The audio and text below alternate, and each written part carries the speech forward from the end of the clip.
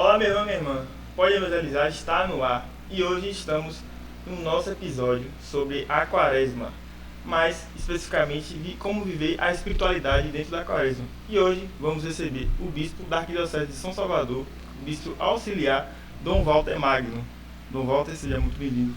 Muito obrigado, uma alegria estar aqui e poder conversar com vocês. Certo. E o nosso pároco, né, para receber essa visita ilustre, né, o dono da casa, Padre Elísio Serpa. Tudo certo, Padre?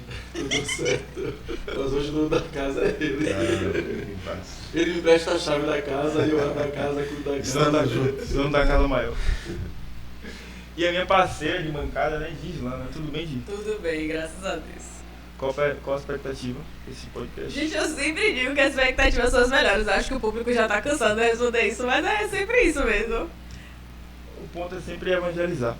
E pra gente começar, né, nesse tema de espiritualidade na quaresma, bispo, a gente queria saber qual o significado e a importância para nós católicos, para nossa fé católica, a quaresma, né, viver a quaresma. Primeiro, a quaresma é um tempo litúrgico de preparação para a Páscoa.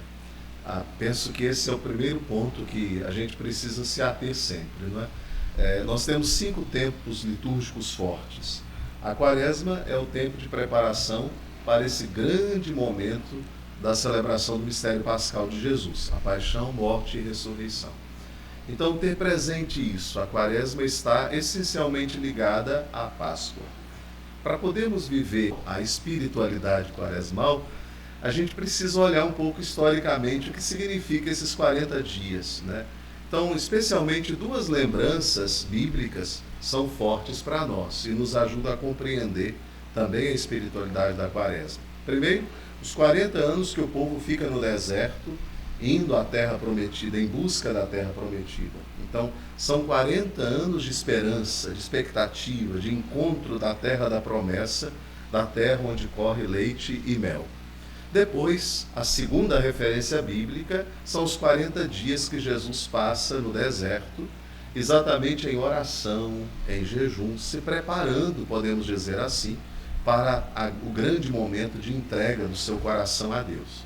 Então, a quaresma é tempo de preparação para a grande celebração da Páscoa e, ao mesmo tempo, é um tempo de esperança, de expectativa. Não é um tempo de tristeza, de a gente ficar acabrunhado. É um tempo de esperança. É um tempo em que cada um de nós se coloca nessa perspectiva do Cristo que vai vencer a morte. E se Ele é vencedor da morte, nele nós também somos vencedores. Amém. Gente, pode fechar a conta aí, viu? Que é isso? Os bispos são de fato doutores, né? Ah, Dom Walter, como sempre, né, tem uma palavra sucinta e profunda. Eu somente retomaria, como o Walter falou, a ideia do caminho do povo, né? A perspectiva do caminho. Eu penso que a quaresma é sempre essa oportunidade de fazer o caminho de retorno, e aí, usando a palavra do Papa Francisco, retornar para Deus. E esse retorno para Deus ocorre também no retorno pessoal, de se reencontrar, de se redescobrir, de se refazer, enquanto pessoa, enquanto cristão, enquanto membro também de uma comunidade. Acho que eu penso assim. Dom Walter disse que era um tempo de esperança. Eu gostaria de saber quais maneiras práticas que a gente pode viver esse período quaresmal.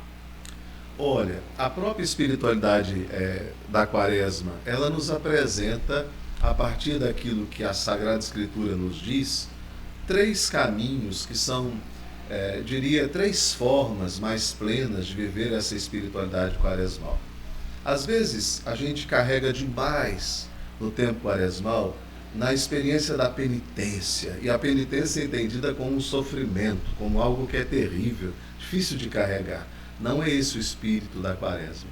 É uma penitência que nos leva ao encontro com Deus. Então, eu me penitencio, eu me afasto daquelas que são as minhas próprias fragilidades, pecados, para estar mais perto de Deus. De que modo? Aí, a própria liturgia da quaresma nos ajuda. Primeiro, através da oração. Então, o fortalecimento da vida de oração. E o que é rezar? É estar na presença de Deus, é colocar-se junto de Deus. Muito mais do que ficar falando coisas é se colocar, é se postar diante de Deus, é se apresentar a Ele. Então, viver de forma mais intensa a oração. Segundo, transformar esta oração em caridade, é o segundo aspecto. Então, a prática da esmola, a prática da caridade para com os irmãos, especialmente os irmãos mais empobrecidos, aqueles que mais precisam de apoio e de ajuda. A penitência que nós fazemos devia ser traduzida em uma expressão de amor para com os menores. Vou citar um exemplo muito concreto. Às vezes a pessoa, ao longo da quaresma, é bom que ela faz uma mortificação. Por exemplo, um jovem diz: eu vou passar a quaresma toda sem tomar refrigerante. Ótimo, é uma bela mortificação. Primeiro vai ajudar a saúde dele, depois vai também ajudar se ele bebe muito. Se ele bebe demais, né? Alguém que diga: eu vou passar a quaresma toda sem comer doce ou sem comer carne. Ótimo, é uma experiência bonita de penitência. Agora, aquilo que você guarda porque você deixa de comer doce, deixa de tomar o refrigerante, o dinheiro que você economizou durante esses 40 dias, deviam ser empregados na prática da caridade. Não é para eu poder ficar com o bolso mais gordo. Eu devia agora, eu fiz essa penitência, economizei X. Eu devia aplicar isso em benefício das pessoas, oferecendo uma cesta básica, comprando remédio para alguém que não tem condição, ajudando uma pessoa em situação de rua, enfim. Traduzir essa penitência em prática de amor. E o terceiro elemento é o próprio da penitência, que é o jejum. Então, é preciso que nós também mortifiquemos um pouco aquilo que são as nossas vontades, aquilo que nós gostamos, mas com um objetivo maior. Não é? Primeiro, para eu perceber que eu sou muito superior a essa realidade humana. Eu sou o Senhor me fez assim, administrador de todo o bem da criação. Eu estou acima dessas realidades que são realidades humanas. Segundo, para poder estar em comunhão e solidariedade com quem não tem. Quando eu jejuo, eu me coloco em solidariedade àqueles que jejuam não porque desejam, mas porque não têm o que comer. É uma forma, é uma expressão de solidariedade. Eu me alonguei, mas a ideia são esses 3 elementos que acho que nos ajudam a viver de modo bem concreto a espiritualidade quaresmal. Eu acredito que o senhor deve continuar se alongando, porque o senhor se alonga e a gente cresce, né? Um movimento de paralela. O senhor usou uma expressão que quase nunca nós escutamos quando se fala da quaresma, né? É um tempo de esperança, que nós comumente escutamos muito mais vinculado ao tempo do advento. Tem até canções e tudo. E quando o senhor falou da quaresma como um tempo de esperança, internamente eu fiquei me redescobrindo nessa perspectiva. E me recordei daquele tempo da infância. E ainda hoje nas paróquias isso é muito forte, né? Nós passamos na espera do glória do sábado santo, né? Essa espera de dizer, vai chegar o dia de eu poder dizer glória, né? E não podemos dizer Jesus, calma. Quer dizer, esse tempo de esperança, na certeza de que vai chegar, porque ele não decepciona, né? Não é uma espera meramente humana, que pode ser decepcionada ou que está sustentada em mim mesmo. Eu acho que essa é a grande novidade que o Senhor nos apresenta, mas ao mesmo tempo que a Igreja tem nos alertado, né? É o tempo de colocar em Deus a razão da sua existência. E aí a primeira leitura da quarta-feira de cinzas sempre me acompanha, né? Voltai para Deus. Né? Voltai para Deus. E quando eu digo esse tempo de esperança, é porque a realidade da Páscoa é a realidade de vitória sobre a fragilidade humana, sobre a morte. A morte é a expressão máxima da fragilidade humana. Né? Morremos porque somos frágeis. Então, quando eu digo esperança, é exatamente isso. É a expectativa que eu crio de poder contemplar e celebrar o Cristo que venceu a morte. Então, ele vence a morte, ele vence a realidade do pecado. Ele faz com que daquilo que se esperava que fosse um escândalo, se torne agora, de fato, a árvore da vida. A cruz, que é escândalo para muitos, é a árvore da vida para nós cristãos. Então, é esperança porque é vitória sobre essa realidade de morte. Não só sobre a morte em si, que também é ressurreição, vida nova, mas sobretudo aquilo que é sinal de morte, o pecado, as misérias humanas. Então a Páscoa, ela renova esse entusiasmo, dizendo: a vida venceu, a luz vai iluminar as trevas, o Cristo é vitorioso e nele eu também posso ser vitorioso. Por isso eu entendo a Quaresma como esse tempo de esperança. Eu espero, eu aguardo, mas aguardo trabalhando, aguardo agindo. Amém. E trazendo um pouquinho para o nosso cotidiano, né? O senhor falou de açúcar, de guaraná. Como a gente poderia viver esse momento de Quaresma de uma forma mais significativa, né? Esse âmbito de espiritualidade? Pois é, eu citei vários exemplos, né? Cada um é livre para poder escolher um caminho para viver esse tempo da Quaresma de forma mais intensa. Mas eu queria dar 2 sugestões, especialmente 2. A primeira delas, muito na linha de que o Padre Elísio acabou de dizer: voltar o coração para Deus. O tempo da Quaresma é um tempo forte de experiência de conversão. Converter-se é voltar-se para Deus, é perceber as próprias fragilidades, os próprios pecados e olhar essa história com o olhar misericordioso de Deus. Não como alguém que se sente o coitadinho, não como alguém que se sente: eu sou tão ruim. Não, você é uma pessoa amada por Deus, frágil, limitada, mas amada.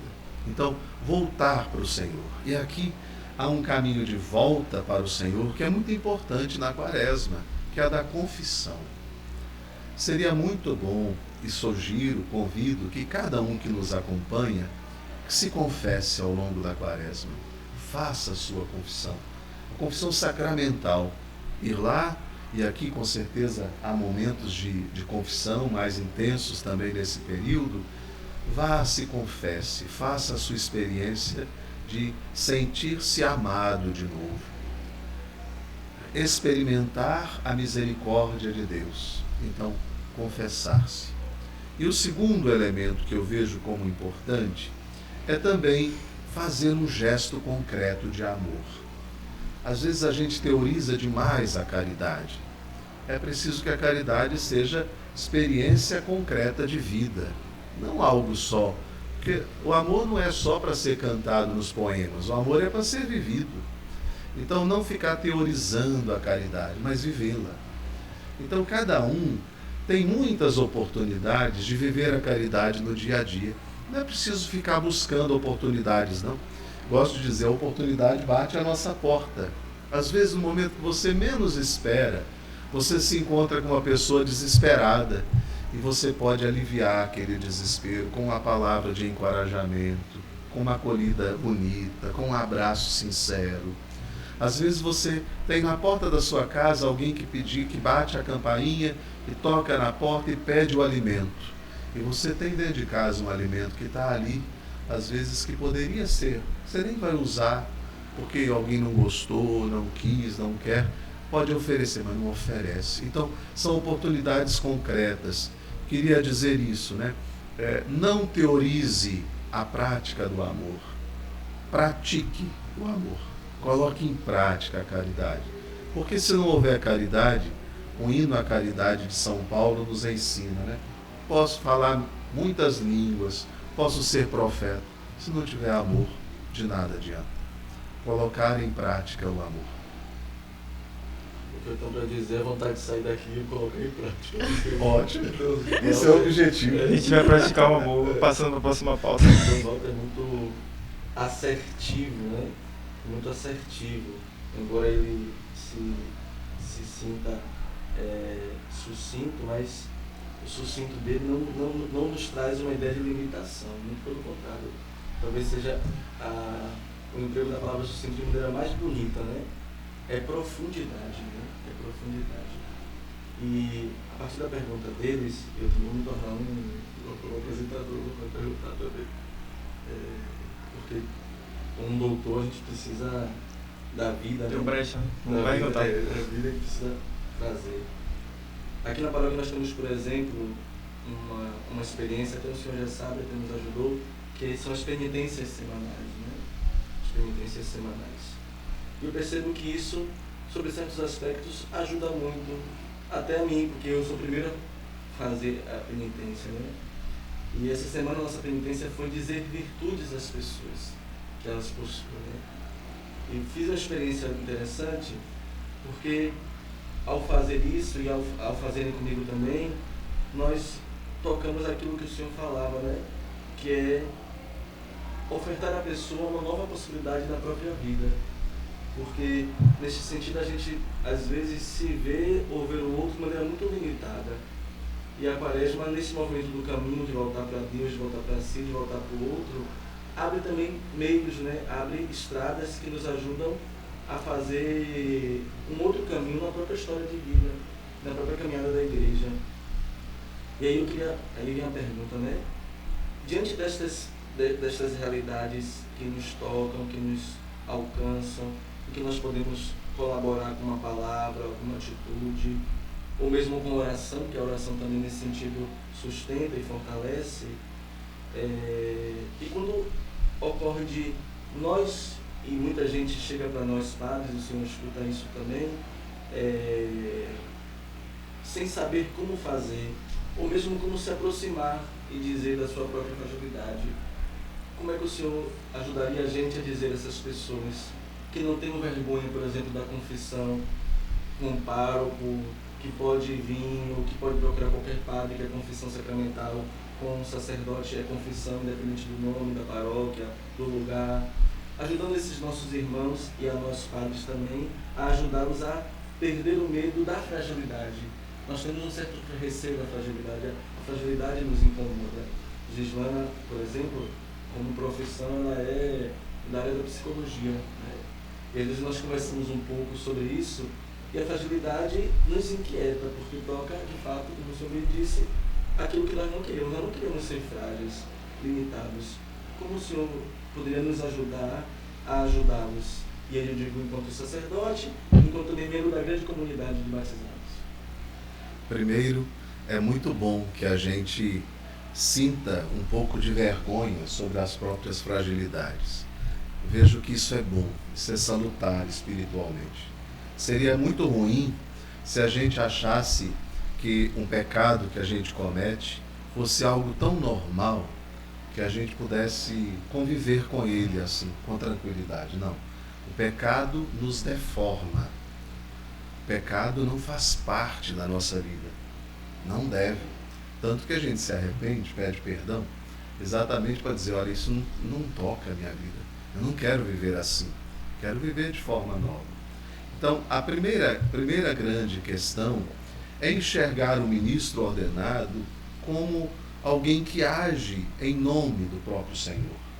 Quando um padre está atendendo a confissão, ele não está ali como simplesmente um homem para acolher, para acompanhar alguém que vem com seus problemas e partilhar a sua vida, não. Ele está ali como um ministro da igreja, como um homem de Deus, que vai ouvir sem julgamentos, que vai acolher a pessoa e que vai conduzi-la através da orientação para um caminho novo, mas, sobretudo, vai lhe oferecer a graça do perdão. Experimentar o perdão é algo tão bonito, tão bom.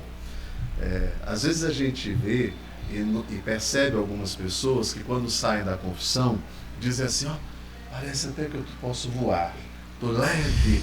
Que bom que é assim. Triste seria se você saísse da confissão e sair do jeito que eu entrei. Aí é terrível, ou pior. Então, que alguém saia leve, no sentido de que, olha, eu agora renovei a minha alegria, voltei a ser filho. A experiência do perdão é voltar a ser filho de Deus. Antes eu estava como um filho pródigo, agora eu voltei para os braços do Pai. Então, a primeira experiência é essa, e por isso ninguém precisa ter medo, não é preciso ter vergonha. Eu costumo dizer assim, Padre Elísio, eu não posso ter vergonha de contar o pecado, eu devia ter vergonha de pecar. Então, de pecar eu devia ter vergonha. Meu Deus, mas por que eu pequei? Por que eu fiz isso que eu sei que eu não deveria? Agora, no momento que eu reconheço, eu fiz. Eu devia ter feito algo melhor, mas eu não fui capaz. Agora eu me confesso, eu abro o coração para uma pessoa que é frágil como eu, mas que naquele momento é instrumento de Deus, é instrumento de perdão. Então ninguém precisa ter medo. O padre não vai xingar você, até porque ele também é tão pecador quanto você. E ele só pode ser um ministro porque ele faz isso não em nome dele, mas em nome da igreja. É um ministro da igreja, amando da igreja, é um homem de Deus. Então não precisa ter medo, tenha coragem, não tenha vergonha. Depois algo que é muito concreto, e eu como padre, primeiro presbítero durante longos anos, porque sacerdote continuo, graças a Deus, como bispo. Então, a gente depois da confissão, nenhum de nós fica pensando no pecado do outro. Ninguém. Meu Deus, eu já tenho tanta coisa para me preocupar, eu vou ficar me ocupando de guardar o que você me disse. Meu Deus, isso é esquecido. Graças a Deus a gente se esquece disso. E ninguém fica pensando, fulano, meu Deus. Ali é a experiência profunda da misericórdia. E depois é esquecida. Se for algo tão sério que a gente não consiga esquecer, coloca na conta da misericórdia. Por isso oferece o perdão e reza pela pessoa. Então, não tenha medo, viu? Você que nos acompanha, não tenha medo, não tenha vergonha de se ajoelhar, de pedir perdão. O ministro ordenado, o padre, é ministro da misericórdia. Então, coloque-se nas mãos de Deus, ele está ali como alguém que fala em nome de Deus e vai lhe ajudar para poder trilhar um caminho de maior santidade na busca do encontro com o Senhor. O Walter sempre. Agora a gente quer saber quais os maiores desafios que as pessoas enfrentam, né, nesse período, em tentar viver essa espiritualidade nesse período quaresmal. Um primeiro desafio é esse que nós acabamos de falar, né? A gente tem muita dificuldade, e isso também o Evangelho nos ensina, de olhar para a gente mesmo. Jesus criticava os fariseus porque eles tinham muita facilidade de apontar os erros alheios e impunham sobre as pessoas fardos muito pesados. É mais fácil, humanamente falando, a gente enxergar as fragilidades dos outros do que as próprias fragilidades. Acho que esse é o primeiro desafio. No mundo onde as pessoas estão correndo para tudo quanto é lado, não tem muito tempo nem de parar para pensar sobre a vida, olhar para dentro de si mesmo. Esse é o primeiro desafio. Um olhar que é um olhar para si. Um olhar que se volta para si. Não no sentido egoísta de quem fica contemplando a si mesmo. Não.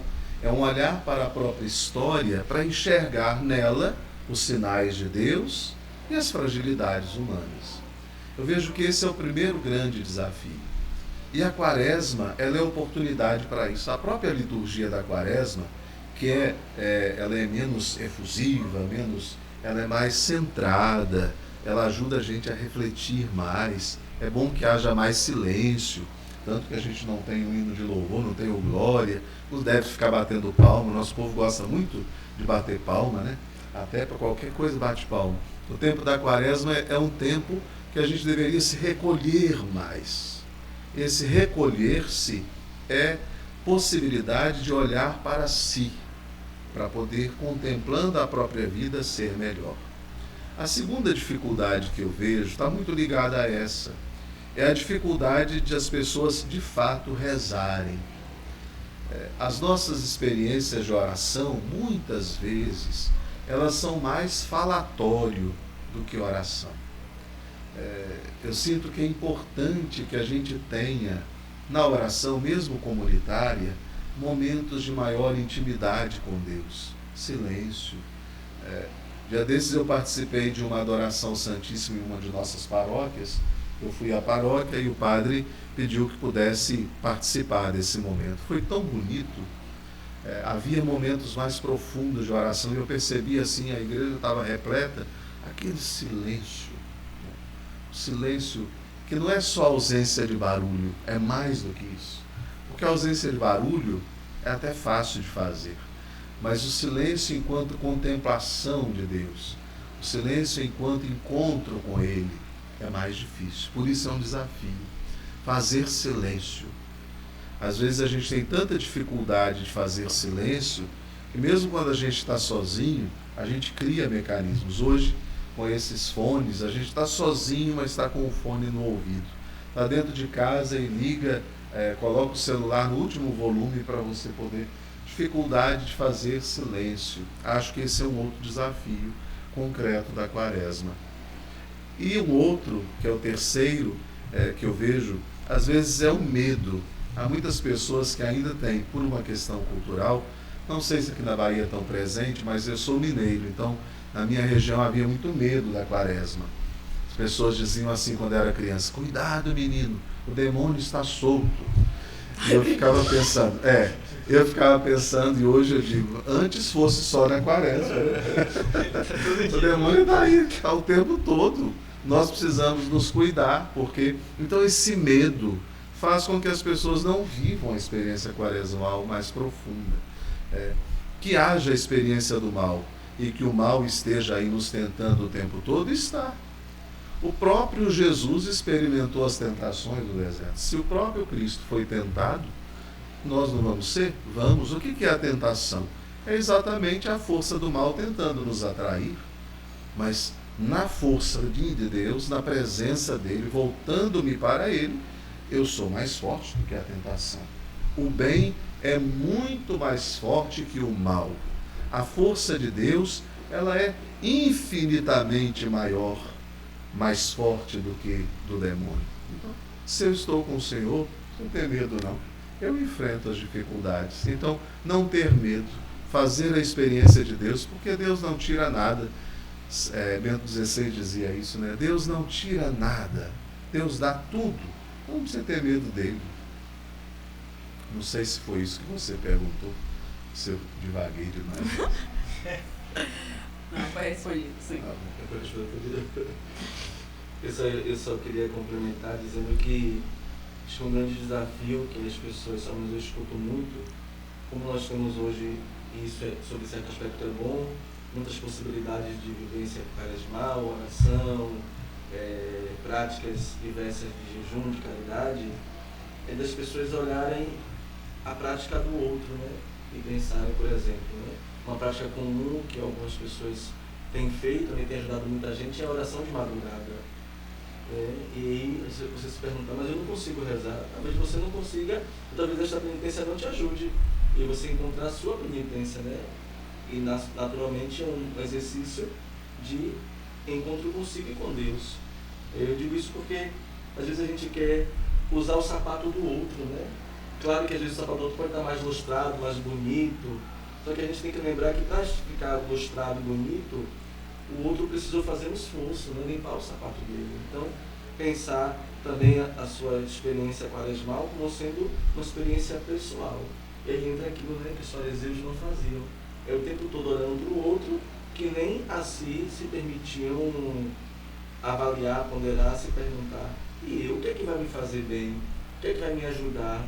Eu lembro que concluo, né, dizendo que uma vez uma pessoa disse: eu estou fazendo uma penitência horrível, partilhando, né, num grupo à mesa, e a penitência desta pessoa era de não comer melancia, ela gostava muito de melancia. E aí na hora, né, eu estava ali, eu não comi melancia, né? Mas depois, na mesma hora, eu disse: calma, porque cada um sabe quais são os seus desafios internos. Talvez para aquela pessoa aquilo fosse uma mortificação grandiosa. Então lembrar, pensar sempre que é uma experiência pessoal com Deus, pessoal e comunitária, mas não pode perder o lado pessoal. Amém. Trazendo esses desafios que a gente levantou, Bispo, a gente gostaria que o senhor deixasse uma mensagem de encorajamento e inspiração para a gente viver essa jornada espiritual dentro da Quaresma. Muito bem, uma alegria. Primeiro eu queria dizer o seguinte: que ninguém mergulhe na Quaresma, na experiência quaresmal, sem os olhos fixos em Jesus. Senão a gente fica olhando para a gente, e o olhar tem que ser para o Senhor. Porque a experiência da Páscoa é a experiência de contemplação do Cristo que vence a morte, da luz que ilumina as trevas. Então, permanecer com os olhos fixos em Jesus, olhando para a própria vida, reconhecendo as próprias fragilidades. mas com os olhos nele. Senão a gente fica autocentrado, fica olhando para si e aí perde o rumo da própria vida. Tem um santo do início da igreja que diz assim: insensato seria a pessoa, o viajante, que estivesse caminhando, viajando por uma estrada e se encantasse tanto com a paisagem que se esquecesse para onde está indo. É insensato quem vive assim. Então a gente fica tão mergulhado na quaresma que esquece que é caminho para a Páscoa. Então eu não posso perder os olhos do mistério pascal. E o mistério pascal é mistério de paixão, morte e ressurreição. Então o mistério pascal é a plenitude do mistério da vida do Cristo: paixão, morte e ressurreição. Olhos fixos em Jesus. Não desvie o seu olhar do Senhor. Não perca o foco nele. Contemple sempre o Senhor, que é misericórdia, que é bondade, que é compaixão, que renova a nossa alegria, a nossa disposição para seguir o caminho. Segundo, mantenha os pés fixos no chão, não parados, caminhando, pés no chão para caminhar. Padre Elísio falava da experiência do povo de Israel no caminho, em busca da terra prometida. Páscoa é passagem, Quaresma é caminho. Eu preciso continuar esse caminho em busca do Senhor. Então, não ficar parado esperando o tríduo pascal, esperando o sábado santo, mas caminhar. O que eu quero dizer com isso? Fazer a experiência. Não é, cada um precisa fazer a sua experiência de Quaresma. Cada um precisa viver a sua experiência quaresmal. Nesse caminho que é um crescendo de quem vai conhecendo a sua própria vida, vai contemplando a vida dos irmãos sem julgamentos e vai buscando a proximidade com Deus para experimentar a sua misericórdia. Então, olhos fixos no Senhor e caminho que cada um deve fazer. Aproveite cada domingo da Quaresma. Nós já estamos indo para o 3º domingo. Então aproveite a espiritualidade dos domingos, a riqueza do Evangelho, da liturgia da palavra, de cada domingo. E vá percorrendo esse caminho até chegar o domingo de Ramos, depois chegar o tríduo pascal, a quinta-feira santa, a sexta-feira da paixão, o sábado santo, o grande domingo da ressurreição, como um longo caminho que eu vou percorrendo, dando pequenos passos. Não deixe passar despercebido este tempo. Permaneça sempre com os olhos fixos em Jesus. Amém. Então, em todo o nosso podcast a gente tem um momento de interação e esse a gente acabou chamando de Pode Vigiar, que eu acho que faz parte do nosso tema. O bispo acabou de deixar palavras lindas que eu não tenho nem como dizer agora para o senhor deixar uma mensagem para os nossos fiéis, que eu acredito que o senhor já falou tudo que a gente precisava escutar nesse dia de hoje. Mas os senhores querem falar alguma coisa para a gente concluir esse podcast? Acho que a gente poderia concluir fazendo uma devoção do microfone de graça para isso. Agradecendo a Dom Walter, né? Porque nós sabemos da agenda de um bispo e logo que vocês propuseram, que eu falei com ele imediatamente se pôs disponível, né, a caminhar conosco. Eu queria agradecer a ele dizendo que nós arquidiocese, nós padres, nós paróquia São Marcos, sentimos no Senhor esse olhar em Jesus, para Jesus, que se faz próximo e que nos ajuda a caminhar. Isso nos faz entender de maneira tão bonita a palavra do Papa Francisco, né? O pastor com o cheiro da ovelha. No sentido de que é alguém que está entre nós, está conosco, mas ao mesmo tempo está a nos indicar, né, para onde nós devemos chegar. Nós queremos agradecer nesse podcast ao Senhor de modo especial, porque a sua presença não somente nos confirma, nos ensina, nos anima, nos fortalece. Alguns sacerdotes irão passar nesta bancada, mas eu tenho certeza que a presença do Senhor e as palavras que o Senhor pôde ofertar para nós hoje irá validar cada experiência que nós iremos ter e a cada experiência que nós já tivemos aqui nessa bancada. Então, o meu pode vigiar hoje é dizer para o Senhor muito obrigado de coração, em nome da nossa Pascom, e pedir que o Senhor permaneça assim, permaneça com esse olhar de ternura, com esse olhar de caridade, com esse olhar de fraternidade. Eu tenho a graça e o desafio de trabalhar com Dom Walter, junto a Dom Walter com a pastoral presbiteral. Digo graça porque vocês já viram aí que em meia hora é uma coisa assim que te tira do avesso, né?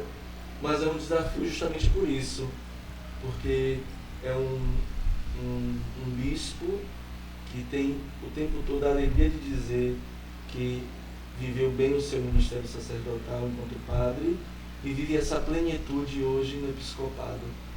Para nós é uma alegria ter o Senhor conosco. Para nós é uma alegria ter o Senhor entre nós. Dê-nos a sua bênção. Obrigado. Eu agradeço muito a oportunidade de estar aqui, as palavras tão afetuosas do Padre Elísio, mas queria dizer também, elogiar essa experiência que fazem. Eu vejo que a gente precisa usar todos os meios para evangelizar. Entendam todos aquilo que é bom. Então a gente precisa usar os meios que a gente tem para evangelizar. Uma oportunidade como essa de estar aqui, a gente alcança o coração e a vida de muitas pessoas que por diversas razões não podem vir ao templo ou não querem vir ao templo. Então às vezes não vêm à igreja por diversas razões, não cabe nenhum julgamento, mas a gente consegue alcançar essas pessoas. Então, os meios de comunicação, a pastoral da comunicação, é um bem fundamental para a evangelização hoje. Então, viver essa experiência, quer no podcast, depois outras experiências que fazem, a criatividade que vocês jovens têm é imensa, aproveitem isso e coloquem essa criatividade a serviço. Então, a minha palavra é de agradecimento por estar aqui e ao mesmo tempo de encorajamento. Continuem trilhando esse caminho e oferecendo conteúdo bom, de qualidade, para os nossos irmãos e irmãs. É uma forma de também formar as pessoas, de ajudar na formação de tanta gente que está aí. Então, parabéns, que Deus conserve essa iniciativa, abençoe as iniciativas que vão sendo desenvolvidas pela Pastoral da Comunicação aqui da Paróquia São Marcos. Amém. Vamos pedir a Deus que abençoe vocês no trabalho que fazem e abençoe todos aqueles que também nos acompanham nesse momento. Desça sobre todos a bênção de Deus, que é Pai, Filho e Espírito Santo. Amém. Um forte abraço, e nós estamos ainda na Quaresma, mas aproveito para desejar uma feliz Páscoa. Tchau, gente. Ficamos por aqui. Tchau, tchau. Até breve.